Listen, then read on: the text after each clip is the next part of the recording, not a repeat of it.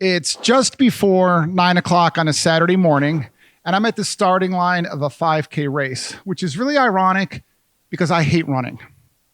And the weather is kind of miserable today. It's about 32 degrees, and there's precipitation that doesn't quite know if it wants to be rain or sleet or snow. I'm 34 years old. I'm not really out of shape, but I'm also not really in shape. I'm just sort of a shape. 5 kilometers will be the longest I have ever run continuously in my entire life. And I didn't train for this, which I'm starting to feel might have been a mistake. I'm kicking myself for even being in this position. The only reason I am here is because I lost a bet to some friends. It was one of those bets that started with confidence and it ended with consequences. I'm surrounded by a couple of hundred people that I find extremely annoying. They are excited to be here. They are high-fiving each other. They are smiling. They are runners. And I am not one of them. To make matters worse, this is a St. Patrick's Day themed run. And there's an air of festivity going on. And there's green everywhere. There's shamrocks everywhere. And about 5 feet in front of me, there is a lady dressed like a leprechaun, including a metallic green wig.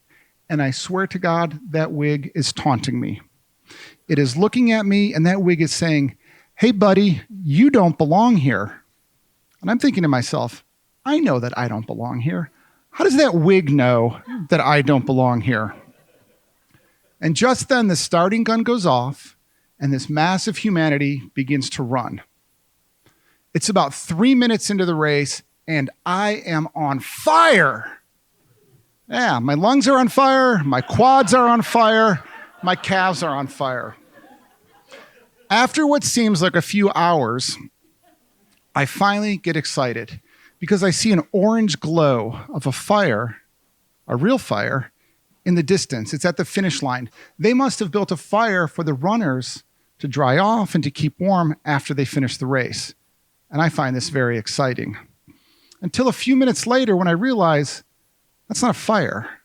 That's an orange traffic cone that marks the halfway point of the race, telling me I need to turn around and run all the way back. So I make my turn, and I feel this sense of euphoria. I'm halfway done. I just have to run back to where I came from, and this will be over. About an eighth of a second later, that euphoria sense is crushed when I realize I'm only halfway done, and I have to run all the way back to where I started. And I know the second half of the race is going to be much worse than the first half because I'm hallucinating. I have a pain in my side that feels like a steak knife in my spleen. And my will to live is just getting a little bit more diminished with each second that goes by. What seems like a couple of hours later, I see the finish line. Now, this is the real finish line. And I get excited again. All I have to do is limp across the finish line. The race will be over. I will have satisfied my bet, and I will never have to run again. Just then, somebody passes me. Now, I've been passed dozens of times already today, so that's really not a big deal, except I look, and it's Leprechaun Lady with the metallic green wig. And that wig is still taunting me. "Hey, buddy, see you at the finish line." And I snap. It wasn't like I made a decision. It was more like some visceral instinct that kicked in. And I just said to myself, there is no way in hell that wig is going to beat me to that finish line. And I get the eye of the tiger. And I start sprinting after Leprechaun Lady and the metallic green wig. I am like Rocky in Rocky III tracking down Apollo Creed on the beach. Every stride I take, I get closer to Leprechaun Lady and the metallic green wig. The problem is that with every stride I take, we both get closer to the finish line. Stride, closer, stride, closer, closer, closer, closer. Bam! I pass the Leprechaun Lady with the green metallic wig. Unfortunately, it's just after we both cross the finish line. How could it go any other way? So after the race, I'm walking around and I have my hands on my head to help me breathe in as much oxygen as I can with every breath. I'm doing a scan of my body for any obvious signs of organ failure. And my body is a mess, just a hot pile of garbage. But I'm happy because the race is over. The bet has been satisfied, and I never have to run again. And then I hear my name being called. And I look around, and I see a man with a microphone reading names off of a list. And I think to myself, uh-oh, there is exactly 0 good reasons that I could think of that this man is reading my name off of a list. I could think of a couple of bad reasons. What if I never actually made it to that orange cone and I turned around too early and I'm disqualified? What if I was actually so slow in getting to the finish line, I finished after the race officially ended? If either one of those things happens, I didn't finish a 5K officially, and my friends, because they're good friends, won't let that count to satisfy the bet, and I'm going to have to run another 5K. So I'm terrified. With this huge knot in my stomach, I walk up to the man with the microphone. I tell him my name. He looks at his sheet, and this man, he looks me directly in the eyes, and he says, "Darren, congratulations, you came in 3rd place in your age group." And he hands me a trophy. Yeah, thank you. Thank you. The trophy is not much bigger than a shot glass, but I'm standing there holding a running trophy. And words like astonished, dumbfounded, thunderstruck, amazed, you would have to take all of these words and multiply them together to come up with one single word that could describe how I felt in that moment.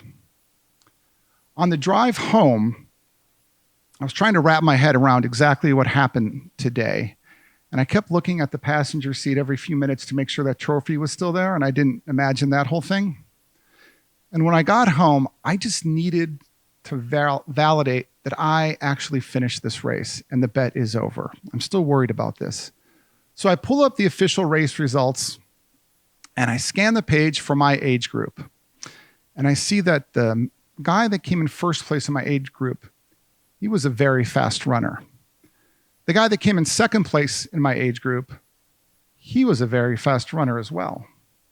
The guy that came in 3rd place, that's me, not a very fast runner, but that number 3 in front of my name, the most beautiful number 3 I have ever seen in my entire life.